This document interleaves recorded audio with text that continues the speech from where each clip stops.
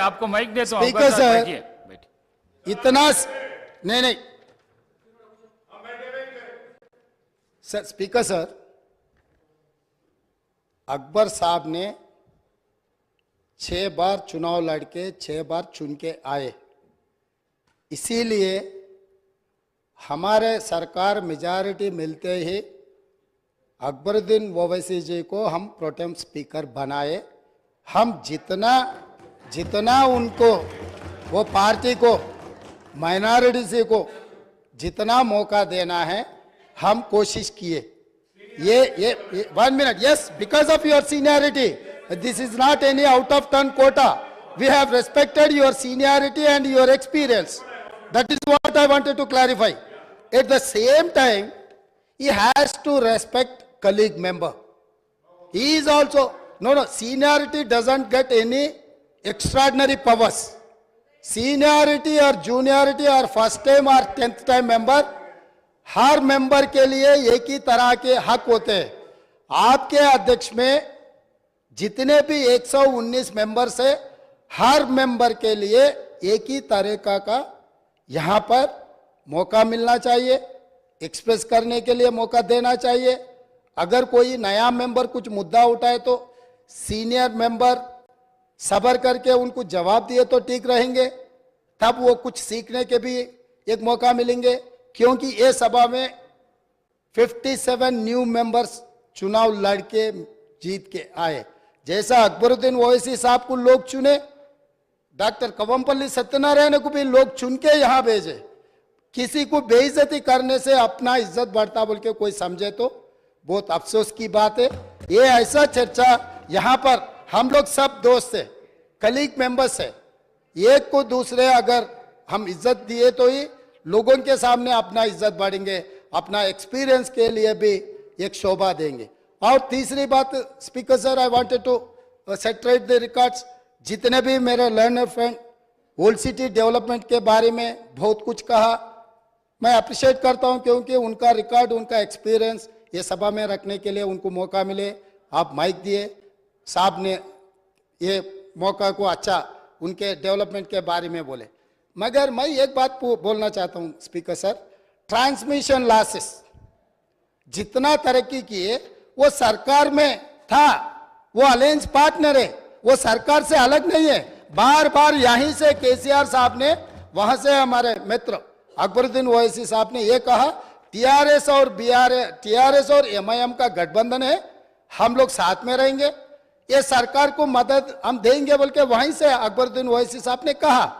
तो हम लोग उनको अलग नहीं देख रहे। वो और ये 10 साल तेलंगाना में सरकार चलाया, 10 साल सरकार चलाने के बाद भी आपके ही सरकार में अब जितने भी मुद्दे उठाए और वो डेवलपमेंट नहीं हुआ। आप जो बात हमारे सामने रखे, हम जरूर ओपन माइंड से, हम ओल्ड सिटी या न्यू सिटी को अलग अलग नहीं देखते।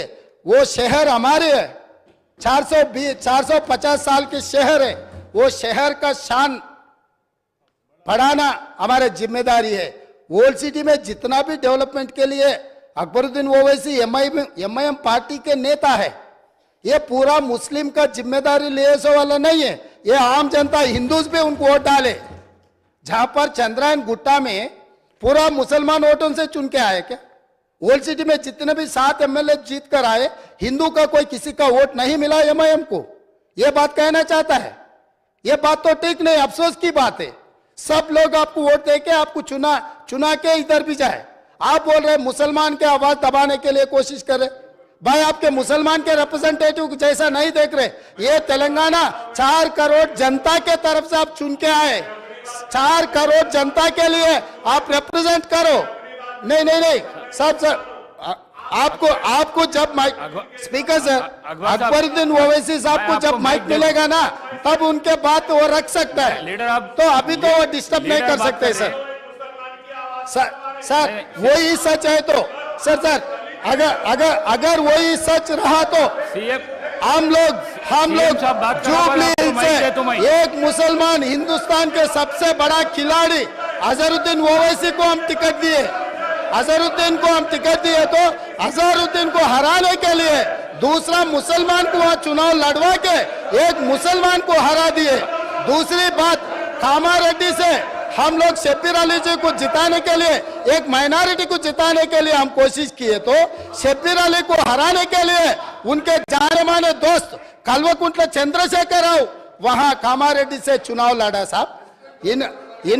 इनो अजहरुद्दीन को हरा देते एक मुसलमान को, इनके खास दोस्त कल्वकुंट्ला चंद्रशेखर राव कामारेड्डी में दूसरे मुसलमान को हराने के लिए कोशिश करते, मगर ये मुसलमान के हक के ठेकेदार कैसे बनेंगे सर?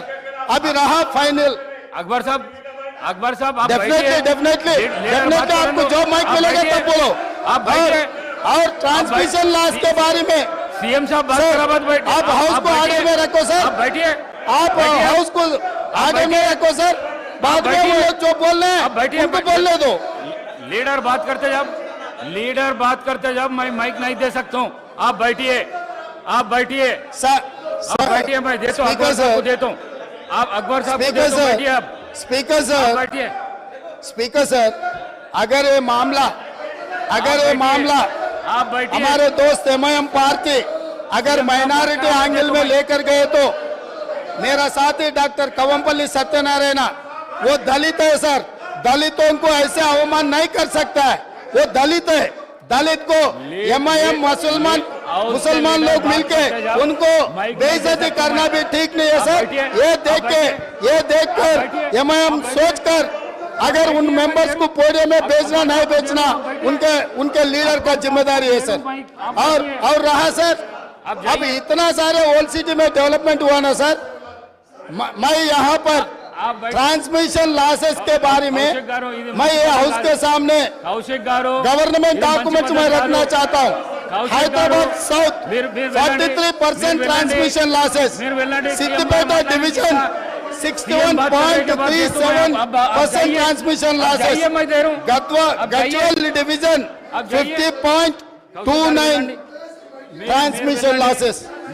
స్పీకర్ సార్, విద్యుత్ సరఫరాలో బిల్లుల వసూలులో ఈ రోజు హరీష్ రావు గారు బాధ్యత వహిస్తున్న సిద్దిపేటలో 61.37% అధ్యక్ష, గజ్వెల్ మాజీ ముఖ్యమంత్రి గారు ప్రాతినిధ్యం వహిస్తున్న శాసనసభ నియోజకవర్గంలో 50.29 ట్రాన్స్మిషన్ లాసెస్ ఇప్పటి వరకు అక్బరుద్దీన్ ఓవైసీ గారు ఏదైతే చెప్తున్నారో హైదరాబాద్ సౌత్ నుంచి 43% ట్రాన్స్మిషన్ లాసెస్, ఈ రాష్ట్రంలో అత్యధికంగా విద్యుత్ వినియోగం చేసే దాంట్లో బిల్లులు ఎగవేసిన దాంట్లో మొదటి స్థానం సిద్దిపేట ఉంది, రెండవ స్థానంలో గజ్వేల్ ఉంది, మూడవ స్థానంలో హైదరాబాద్ సౌత్ ఉంది। ఈ ముగ్గురు లీడర్లే 10 సంవత్సరాలు తెలంగాణ రాష్ట్రాన్ని పరిపాలించి విద్యుత్ బకాయిలు చెల్లించక మొండి బకాయిలల్లా సిద్దిపేట, గజ్వేల్, హైదరాబాద్ సౌత్ ఉన్నది అధ్యక్ష। ఈ రోజు మొత్తం విద్యుత్ రంగమే దివాలా తీయడానికి, అప్పుల పాలు కావడానికి ఈ 3 ప్రాంతాల నుంచి బిల్లులు చెల్లించకపోవడం వల్ల ఈ రోజు ఈ పరిస్థితి దాపురించింది। నేను ఇప్పుడు మీ ద్వారా సభ్యులను నేను అడుగుతున్నా అధ్యక్ష, ఇన్ని పెండింగ్ బకాయిలు ఉన్నాయి, ఇంత బాధ్యతతో మాట్లాడినా, ఇంత డేటా తీసుకొని మాట్లాడినా అక్బరుద్దీన్ ఓవైసీ గారు ఎస్ మా ప్రాంతాల నుంచి బిల్లు చెల్లింపులో బకాయిలు ఉన్నాయి, నేను